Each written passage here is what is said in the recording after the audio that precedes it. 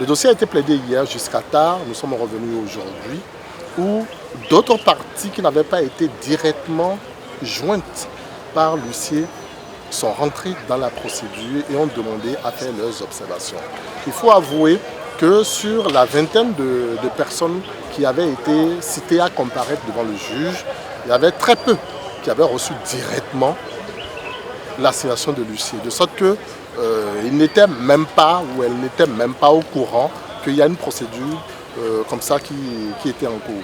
Il y avait même des parties qui étaient en dehors du territoire national. Donc quelques-unes ont pu comparaître aujourd'hui et ont demandé qu'on puisse les prendre en compte dans cette procédure, qu'elles aussi, elles ont des observations à faire. Au-delà de ça, il y a le ministère public, en termes un peu plus courants et compréhensibles, le parquet, ou si vous voulez le procureur, a dit que cette cause-là intéresse l'ordre public et qu'il y a lieu pour lui de faire des observations dans le dossier. Ce que le ministère public demande, il faut avouer que ce n'est que du droit. Parce que la loi dit, dans toutes les causes, le ministère public peut demander la communication du dossier. Donc c'est ce que le ministère public a fait. Et il faut avouer que les avocats de M. Léali et Soglo se sont opposés à ce que le dossier qui était déjà en délibéré, pour lequel plusieurs demandes de rabat de délibéré avaient été formulées, ils se sont opposés à ce que ce rabattement-là puisse être fait par le juge. Le juge a écouté toutes les parties en leurs moyens et puis en leur demande.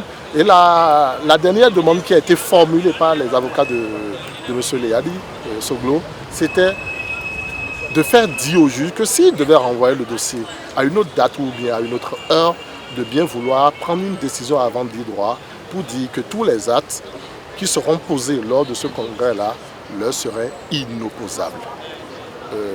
Les avocats de Badaé Consort, dont moi, nous avons fait des observations pour dire qu'en l'état, alors que nous avons soulevé des moyens exceptionnels, comme on le dit, tant que le juge n'a pas répondu à ces moyens-là, il ne peut pas prendre en compte une demande qui touche le fond.